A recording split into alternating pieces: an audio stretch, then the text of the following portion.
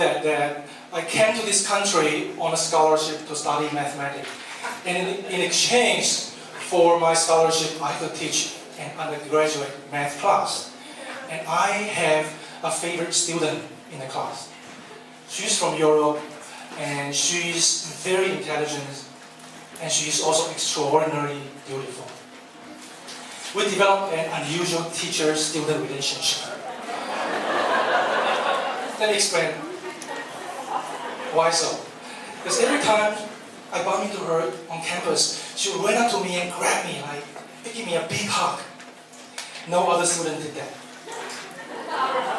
And also, she would call me up out of the blue to discuss her boy issues with me. And I would just listen politely like any teachers would do. And then when she broke up with her boyfriend, she asked me out to have a shoulder to cry on, which I was just very happy to lend it to her.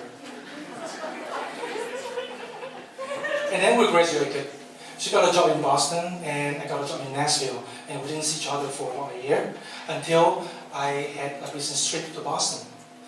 She took me out to the finest sushi restaurant in town for a romantic candlelight dinner.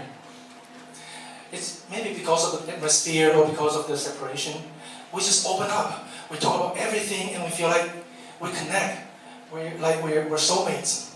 And at one spontaneous moment, I reached my hand across the table and touched hers. And we stopped talking. We're just feeling the electricity passing between our fingertips. After dinner, Alice asked me to come over and stay over at her apartment. No, don't do that. I can hear my cooler head shouting at me. You're married, you shouldn't do that.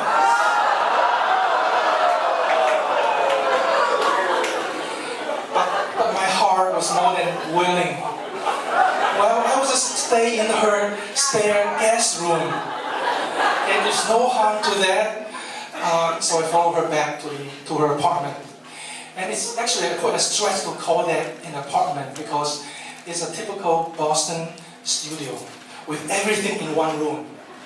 Okay, there's a sofa on one side of the room, and there's a bed on the other side, and there's very little space in between.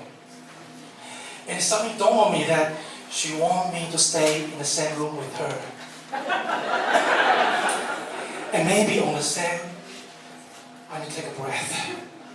So I excused myself to the bathroom, and there I took a deep breath, only to feel my lung with a scent of female because her underwear was I can feel that a part of my body begin to bulge.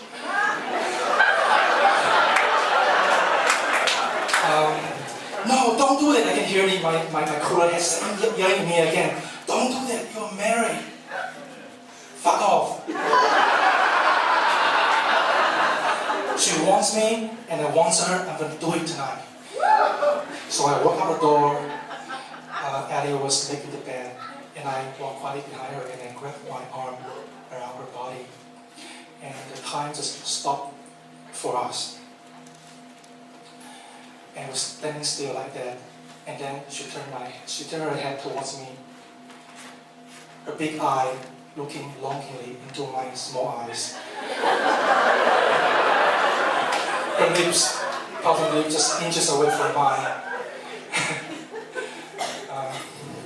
And she said, Michael, what are you doing? I know it was just a woman's last-minute resistance.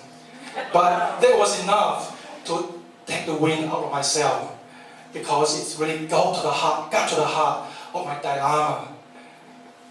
On the one hand, I was brought up in this Confucius ethic in China, and on the other hand, was my carnal desire that I feel like I found it in the freedom of America. So I couldn't believe what I say next. I say to her, maybe not now, Alice, let's wait.